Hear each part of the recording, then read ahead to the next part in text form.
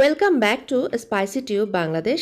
আসসালামু আলাইকুম। কেমন আছেন সবাই আর কেমন যাচ্ছে আপনাদের রোজার মাস? আশা করি সবাই খুব ভালো আছেন। আমিও আলহামদুলিল্লাহ খুবই ভালো আছি। আজকে আপনাদের জন্য নিয়ে এসেছি একদম হোমমেড একটা আইসক্রিমের রেসিপি, যেটা কিনা আমি তৈরি করেছি মাত্র 3টা উপকরণ দিয়ে। Strawberry ice cream. চলুন দেখে নেই কী কী লাগছে এটা তৈরি করতে। প্রথমে লাগছে জেলি পাউডার, যেটা দোকানে কিনতে পাওয়া যায়। সেটা অবশ্যই কেনার সময় হালাল দেখে কিনবেন। আমি স্ট্রবেরি ফ্লেভারটা আজকে ব্যবহার করছি, এটা 40 গ্রাম মতো আছে এখানে।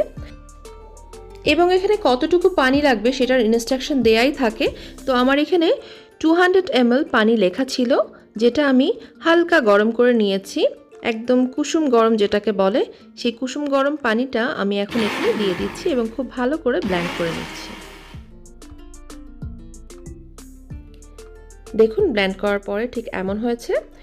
এবার এখানে এখন আমি কনডেন্স মিল্ক দিয়ে দেব 1 কাপ, যেটা 250 ml বলতে পারেন। খুব ভালো করে সময় নিয়ে এটাকে ব্লেন্ড করতে হবে। এখানে কোনো প্রকার চিনি আমি ব্যবহার করছি না। কনডেন্স মিল্কটাই আইসক্রিমকে মিষ্টি করে ফেলবে। এই পর্যায়ে আমি তৃতীয় উপকরণে চলে যাচ্ছি। এটা লাগছে 2 কাপ ক্রিম।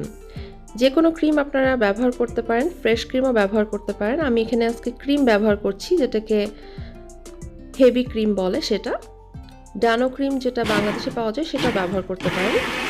2 কাপ ক্রিম দিলেই চলবে। খুব সময় নিয়ে এটাকে খুব ভালো করে ফেটে নিতে হবে। এবার এটাকে একটা পাত্রে আমি রেখে দিচ্ছি এবং এই পাত্রটা আমাকে নর্মাল ফ্রিজে 2 ঘন্টার জন্য রাখতে হবে। 2 ঘন্টা পরে যখন আমি বের করব, ঠিক এইটা জেলির মতো জমে যাবে। এখন এটাকে চাইলে এগ বিটার দিয়ে বিট করা যেতে পারে, অথবা যদি এগ বিটার না থাকে কিভাবে এই আইসক্রিমটা তৈরি করবেন সেটাই আজকে আপনাদের সাথে শেয়ার করব। আমি এগ বিটার দিয়ে বেট করছি না, আমি আমার ব্লেন্ডার জারেই খুব অল্প অল্প পরিমাণে দিয়ে এটাকে ব্লেন্ড করে নিচ্ছি। কোনো এক্সকিউজ চলবে না, এগ বিটার না থাকলেও কিন্তু আইসক্রিম তৈরি করা যাবে। খুব অল্প অল্প পরিমাণ নিয়ে আমি এটা ভালো করে ব্লেন্ড করে নিচ্ছি এবং একই পাত্রে আবারও এটা ট্রান্সফার করে দিচ্ছি। এবার এখানে সবথেকে গুরুত্বপূর্ণ একটা স্টেপ, যেটা প্লাস্টিক র্যাপ দিয়ে র্যাপ করতে হবে এবং সেটাকে মিশ্রণ যেন ছুঁয়ে ছুঁয়ে থাকে সেই পর্যায়ে এটা র্যাপ করতে হবে, না হলে কিন্তু এখানে উপরে একটা বরফের স্তর জমে যাবে। এবার এটাকে 8 ঘন্টার জন্য অথবা ওভারনাইট ফ্রিজে রেখে দিতে হবে, ডিপ ফ্রিজে। রাখার পরে আপনার আইসক্রিমটা একেবারে রেডি হয়ে যাবে এবং টেক্সচারটা দেখে নিশ্চয়ই বুঝতেই পারছেন, একদম কেনা আইসক্রিমের মতোই লাগছে।